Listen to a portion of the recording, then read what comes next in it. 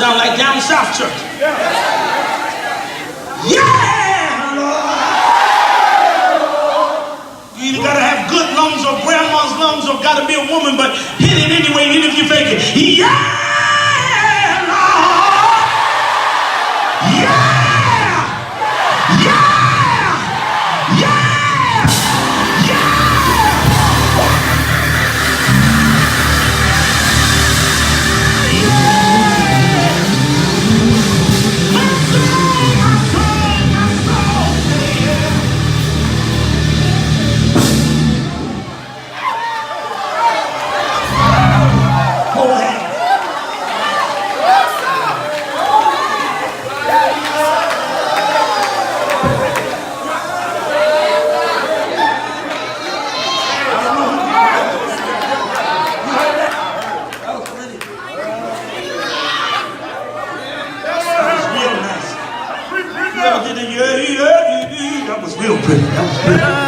That was sharp.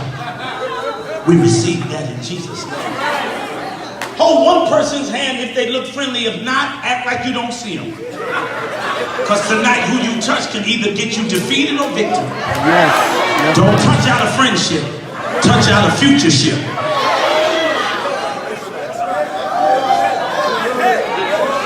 I could be your friend and die before my time. I want you to love me enough to want me to live for the future.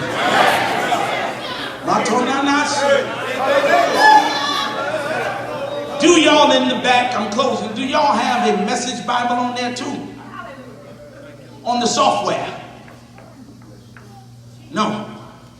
He don't know. He don't know what the message Bible is. He was like, oh, no, he don't even know what to see. That boy in the cave right there. Put verse 25 back up there. Let's close with this, and I'll read it to you in the message Bible. No, we ain't screaming no more. Look at what it says.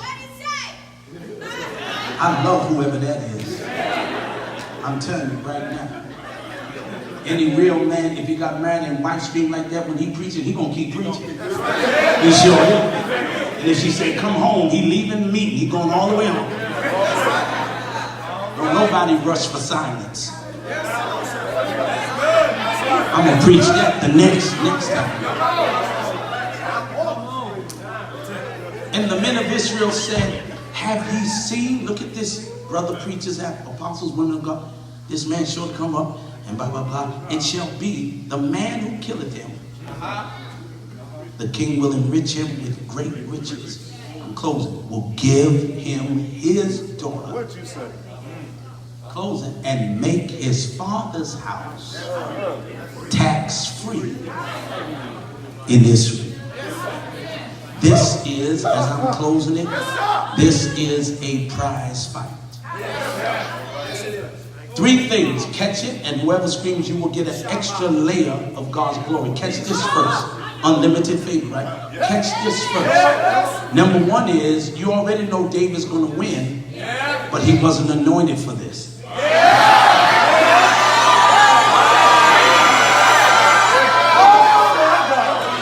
And there are folk who hate you because you getting victory before your anointing even gets there. He's anointed to be king.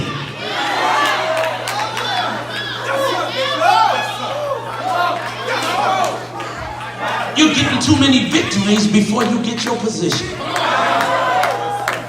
And they know that if you're that powerful at the bottom, oh y'all, who would you be if you ever make it to the top?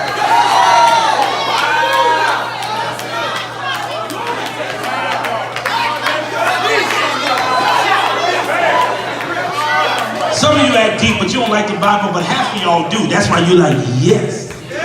And others are watching your behavior, so they're moving off of you. Yeah. Number 2, you are going to high five me in a minute. Number 2, he's not enlisted in the army. So some of you are going to get paid. The reason why David's getting paid, and you got to scream loud for this, I'm fighting other people's battles.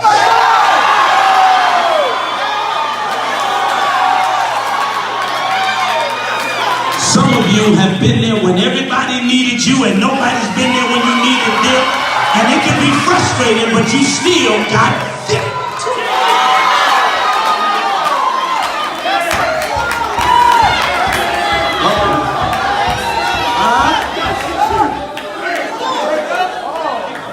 I don't get paid because I'm not enlisted.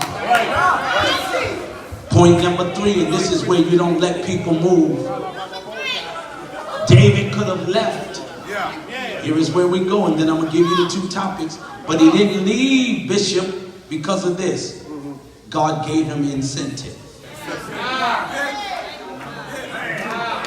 Whether you enlisted or not, if you beat this right here, I'll make whose place you retake before you take his place. Give you everything you want before you sit down. Now, if you catch this, you got it. You're going to get paid before you arrive. I'm just trying to get you. Your position don't come with pay. You're going to get paid to get a position.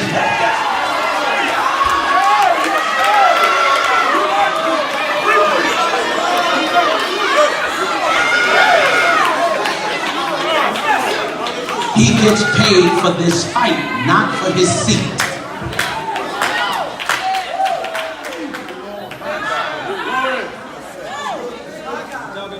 I don't want to lie to you because I'm closing now.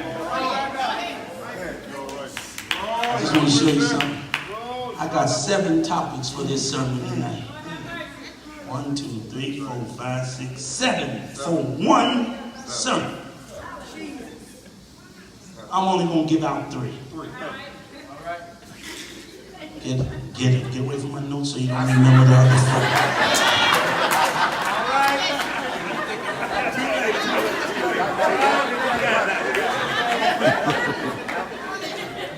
One is, look at me because we're about to close, but make sure you're near your friend. I'm in a prize fight. Which means nothing else you do for the rest of the year comes free. I'm talking about if you're going through something for the name of God, God is going to foot the bill. All right, you don't believe it because it wasn't a fancy topic. The second topic, and I'll explain it, then the third one I'm screaming and I'm done. Not howling and screaming for me. The second topic for those who would get excited is this. There's only one spot open. When David fought Goliath, every place on that body was protected. But that one little spot. And God said, tell you this, and I hope you scream. Time and days and seasons for big folk are over.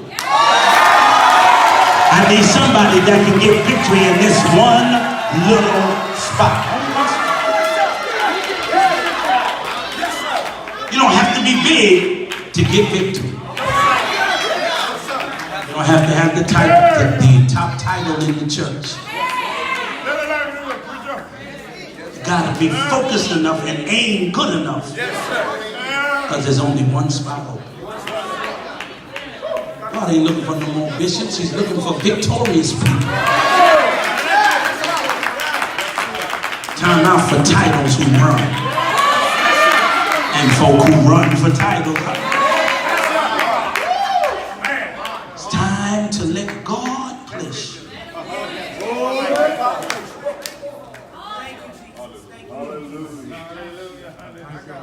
And the last topic is this, and this is where I think preachers should understand. God did not tell David or any of the people, because any of them could have got this, but everybody ran. Don't get mad that I got it. You could have had it. You were there first. You're just scared. I ain't scared of nothing. You scared. David. The Bible don't say no hand of God came upon him. God anointed his rock. Nothing. David got victory because he showed up.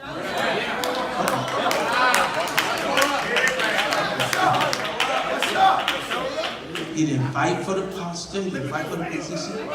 Y'all getting paid to do this. And I'm about to get paid more than all of y'all in one day for facing something that you scared of. Here's the problem, and we close, senior brothers.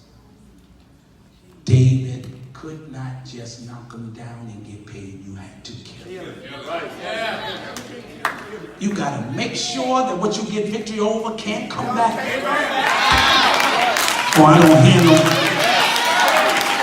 Stop knocking it out.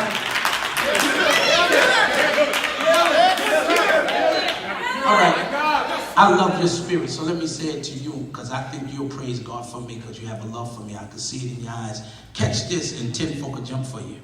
A lot of us keep going back to the same mistakes we used to make, not because we're not saved, not because we're not anointed.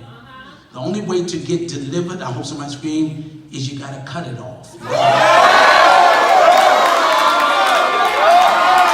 Some of y'all won't cut it out. You're trying to discipline what needs to be amputated.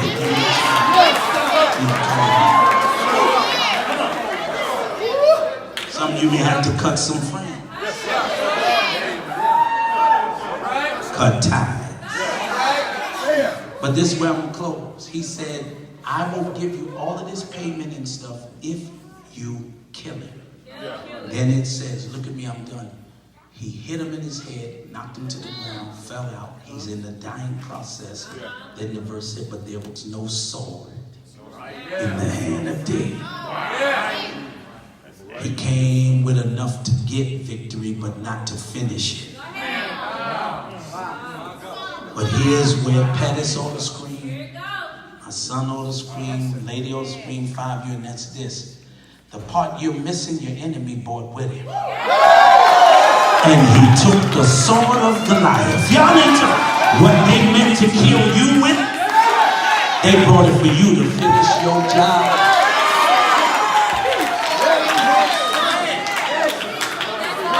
And he was victorious using something he's never swung before. Some of you are going to get victory doing something you have never, ever done. Been doing what you've been doing and got nothing. Now you're going to do something you've never done.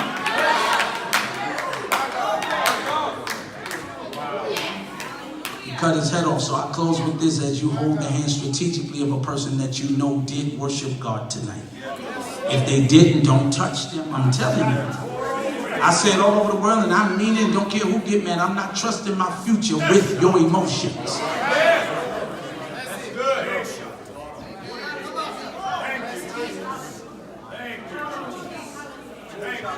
I've preached this particular sermon at least 25 different ways. I've preached Peter walking on water at least 30 different ways. I've read the whole Bible 100 times in all of my 37 years. I don't read fast. I take my time because I had to learn. It took me 3 months to stay in Chronicles because I had to learn how to pronounce all them names.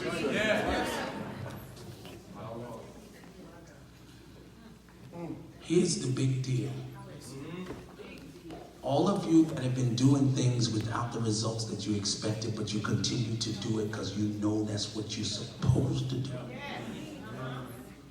Paid attention, no attention. Paid money, paid no money. You're going to get what David got. This is my third topic. You're going to get what David got in the text. And you must get happy over 20 seconds or you will miss it. And that is, as behind as you feel you are, if you do it right, God's going to give you power to get ahead.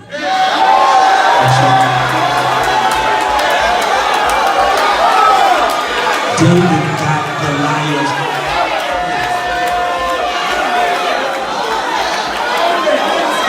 God is about to serve you a favor called ahead.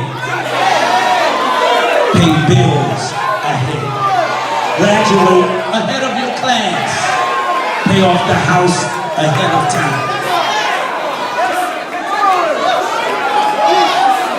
Victory is when you don't have to worry about something because it's already done. It's already done. Late in the midnight hour, God's going to turn it around. This is how it goes. That's right.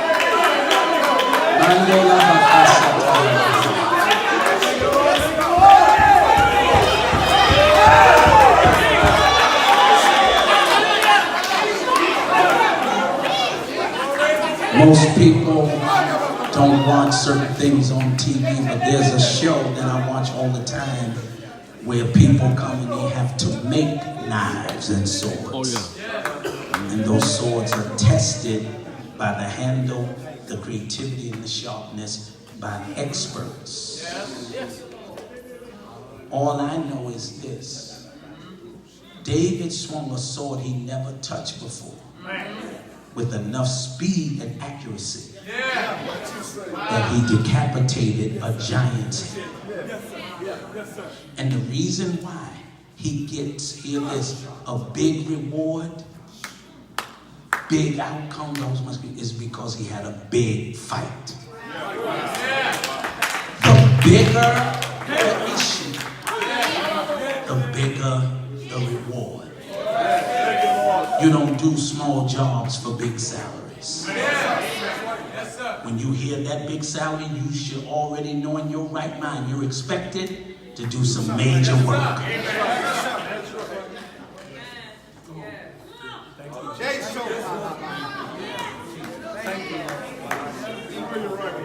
A man asked me, as you grip the hand of one person, a man asked me, he said, Todd, because he knows me, he said, what is your study habits? And I told him, because before I ever get to church, I'm not going to tell y'all all of it, but before I get to church, I go on the road like I go to work. Let me give you an example for two folk who catch it. When I get where I'm going, I spend 2 hours reading, 2 hours in the gym, an hour for lunch, that's 5 hours. Then 2 to 3 hours in church. That's an 8-hour job. I feel no guilt when I get paid. That's right. That's right. I get no sleep. I eat on the run. Y'all into it?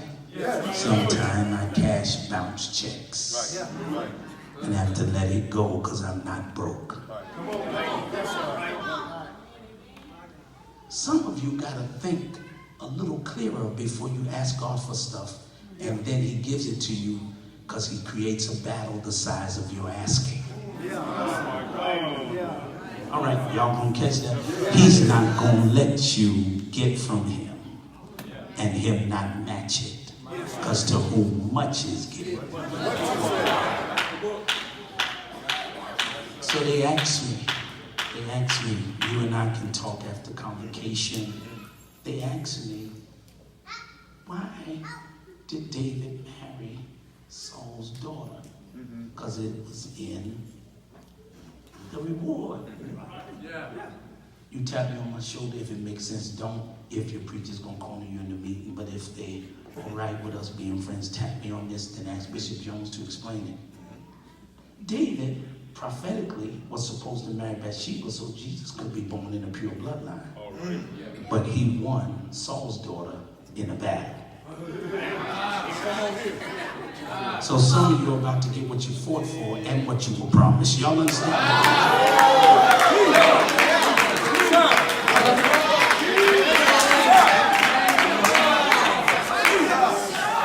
Look at the slow folk on the red bus. What did he say?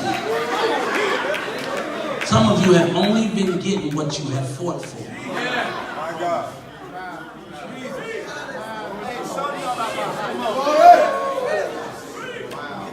Now you have to prepare for what he promised. But you can't get what he promised until you get what you fought for. I close in 30 seconds. They said, why Saul's daughter? Dr. Dillard, if this makes sense, then you can high-five me. Even though you're younger than me, you're still one of my superiors. Catch this and get happy. Number one, Saul thought that whoever did it and won and got the money, that it would still be in his family. Come on. Yes, sir. Saul had 2 daughters. He promised David the older one, but later on he gave him the younger one, Michael. The Bible said, I'll give him the more foolish one. Because if you go into a high place with a foolish woman, you will probably never get there. But that's not the issue. But here goes the reason why God let David accept Saul's daughter. And this is where I want you to scream for the last time and act like all your bills were paid, and that's this. He told David, I'm not going to let you choose your wife for sex or happiness or children. I want you to get the wife that's in the reward so that she can tell you how to act in a king's house. Because she was raised. You need somebody chosen for where you're, not to help you get there, but to help you stay there.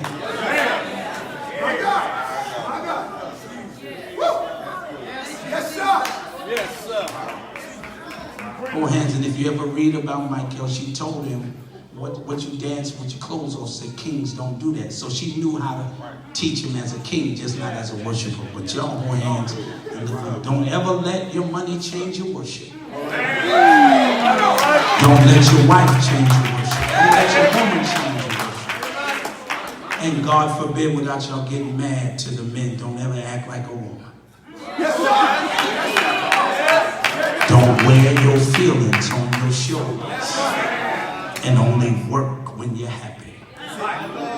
Women do that. You can taste the food, it don't taste the same.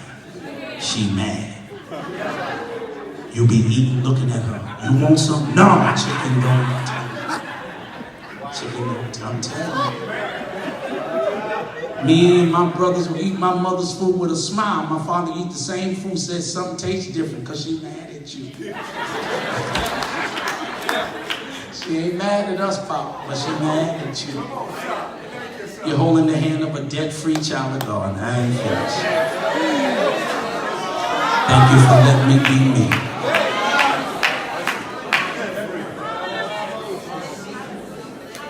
I'm well aware that my ministry is not for every ministry, but thus far it's been working everywhere.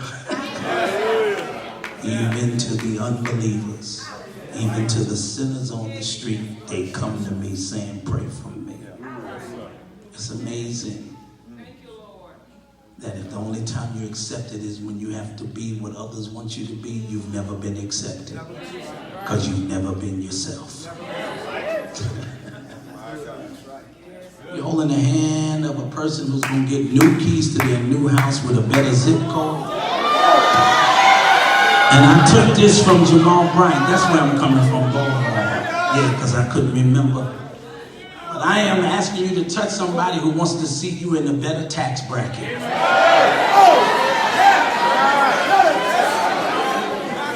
Make more, pay less.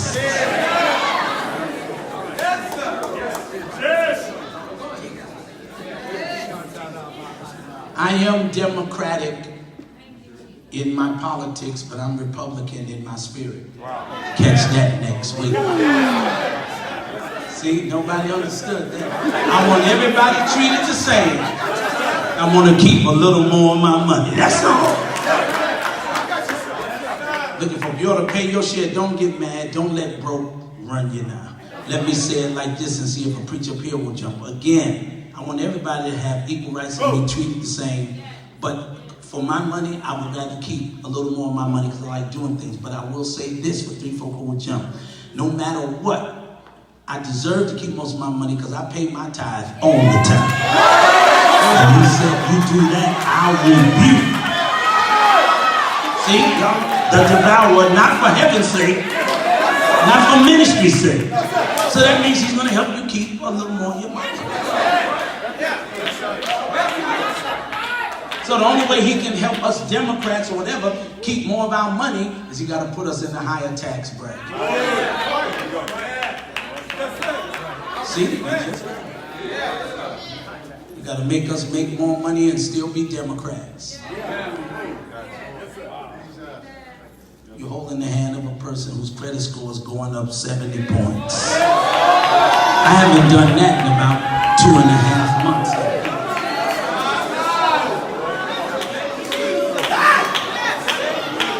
I'm going to ask God to give you young people a minimum of 700.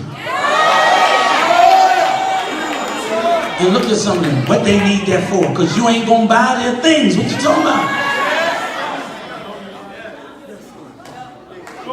There was a day when we were young where you can get anything with a 500. That's long gone.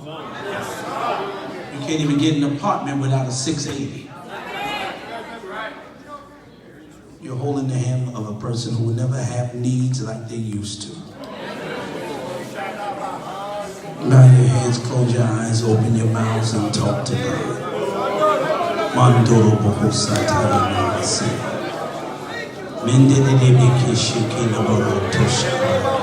If you have the Holy Ghost with the ability to speak, you can speak. That's your kingdom rights.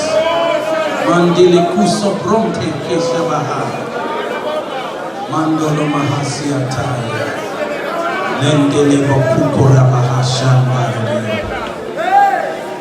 Yes, Lord. Yes, Lord.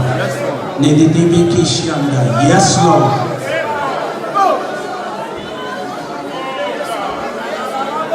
Come on, 30 more seconds of that, because that feels healthy. Feels healthy. Feels healthy.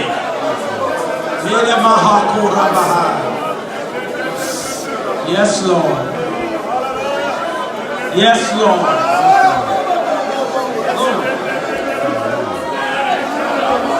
Yes, Lord.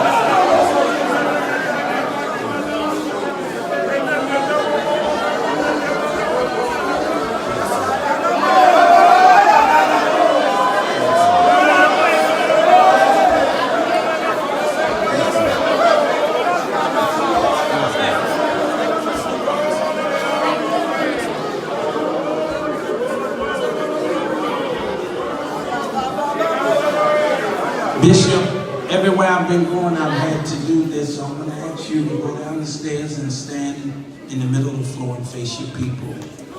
Nobody let go. Everyone stay in the posture. Hallelujah. Hallelujah. Hallelujah. Hallelujah. Don't let me go there by myself. Hallelujah. Hallelujah.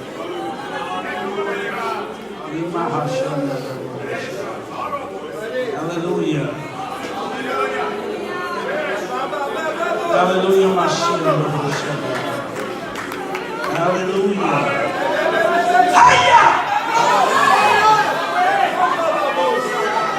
Hallelujah.